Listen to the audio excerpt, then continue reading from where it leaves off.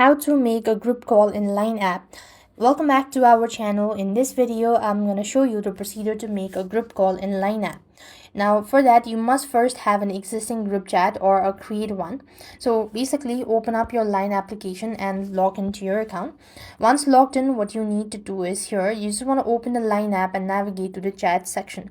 So when you open up the chat section, you then want to open the desired group chat you wish to call and tap the phone icon or video icon at the top of the chat screen. And on the camera preview screen, you can also configure options like camera effect, face effect, background filter, all that. And you want to choose whether to use your mic and camera phone. Your profile image is displayed if the camera is off. And you just want to go ahead and tap join to start or enter the call. A message will appear in the chat notification members that a user had joined the call. And that is how you should be able to make a group call. And likewise, you could also create a group chat just by going to the chat and tap on the create button and find the members that you want to add it to your group. And that's how you should be able to complete the steps.